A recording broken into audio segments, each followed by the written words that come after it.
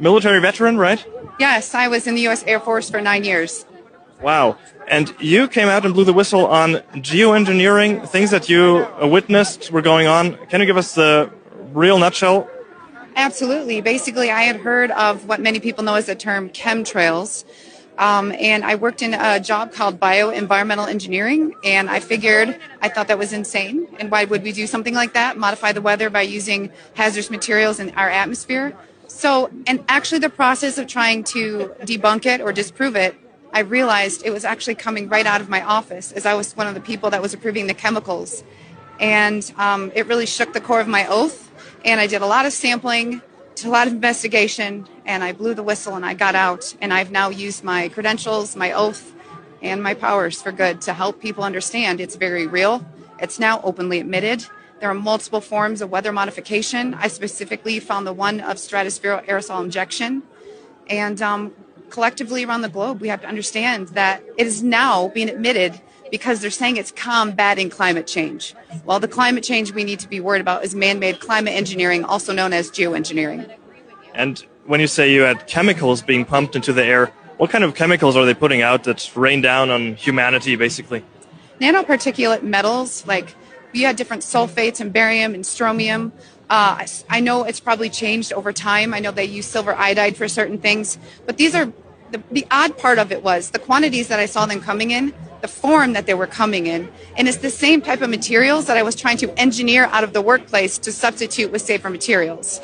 And when you notice that what's called the safety data sheet, the information about a chemical of what personal protective equipment to wear, how do you dispose of it, how do you pack it to ship it. When key information is missing, I ask questions. And my questions led to demonization, and I knew I found something I shouldn't have.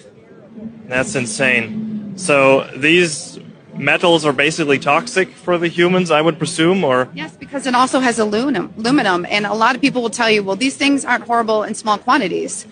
It's not small quantities, because when you are putting things above us, the dissipation rates are dependent on weather and climate, but it's getting into the food, it's getting into the soil. And around the world, wastewater treatment plants, when it comes to pharmaceuticals, or these toxicants is what they're called, they are not able to filter them out. So if you're growing organic food, are we going to go back to the plexiglass barriers on our plants? I mean, it's horrible. That's why you can ban it anywhere. We've had states in the United States ban it, and that is great to get the ball rolling.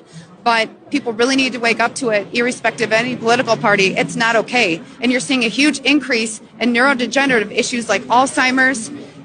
It's really difficult for people with respiratory issues and asthma. And people are wondering why they have allergies 24/7, 365. And I liked what you said about that climate change, or the change we experience in weather. Often we can't disconnect that from these geoengineering activities. Do you want to say something more about that? I mean, how do we feel that? Is there proof or so that is definitely coming from that? Yes, there are places that openly admitted it. Remember Dubai? And then when people got upset, they retracted it, but the can was already opened. And the issue is, I know this sounds silly, but when you watch movies with time change, they say if you do something and something changes, it changes the ripple throughout time. If you are modifying the weather, you are messing with Mother Nature. And meteorology is a very, very thorough study. And I do know a lot of it because of my profession of plotting hazards. But it does not make sense when you are altering nature where things are not naturally supposed to occur. We had massive flooding in California, and we have a system called HARP that is in the United States. And the same people who demonized me 5-10 years ago are now going, wow, because they're finding it's openly admitted in all of our U.S. documents. The U.S. is absolutely not the only country doing it. Wow, that's crazy. Well, thank you very much.